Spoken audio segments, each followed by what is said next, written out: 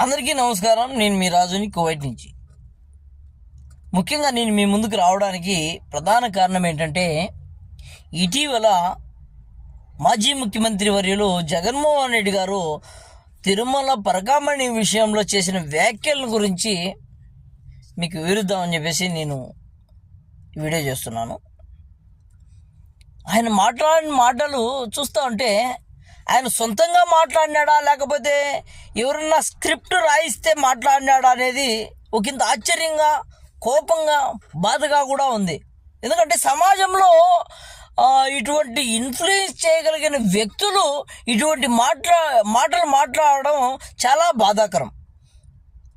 ఆయన మాట్లాడిన మాటలు కేవలం 9 నోట్లు మాత్రమే పట్టుబడినాయి.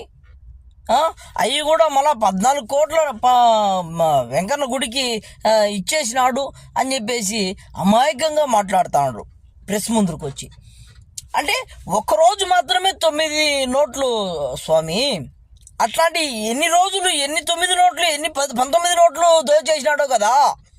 అందరికీ తెలిసి 14 కోట్లు అంటే తెలియకుండా ఎన్ని వందల వేల కోట్లు ఆస్తులు కూడబెట్టినాడు కదా.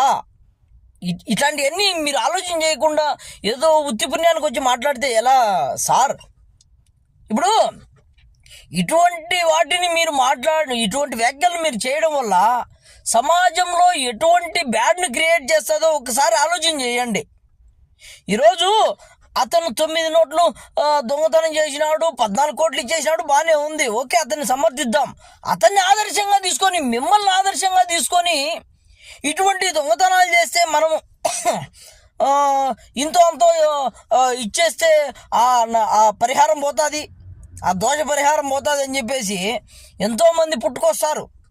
ఇంకొకటి, మనం ఇట్లాంటివి చేస్తే మనల్ని కాపాడడానికి ఒక పార్టీ అనేది ఉంది, ఒక నాయకుడు ఉన్నాడు, జగన్మోహన్ రెడ్డి లాంటి వాళ్ళు మనల్ని రక్షిస్తారని ఇటువంటి వాళ్ళని ఆదర్శంగా తీసుకొని, మిమ్మల్ని ఆదర్శంగా తీసుకొని మరిన్ని చేసే అవకాశం ఉంది. కాబట్టి మీరు సమాజానికి, గుళ్ళకు, వెంకటేశ్వర స్వామికి క్షమాపణలు చెప్పాలని మనస్ఫూర్తిగా కోరుకుంటున్నాము. ఈ యొక్క వ్యాఖ్యలు మళ్ళా ఇట్లాంటి రిపీట్ కాకూడదని మనస్ఫూర్తిగా వేడుకుంటూ మిమ్మల్ని విన్నవించుకుంటున్నాను. Thank you so much all of you.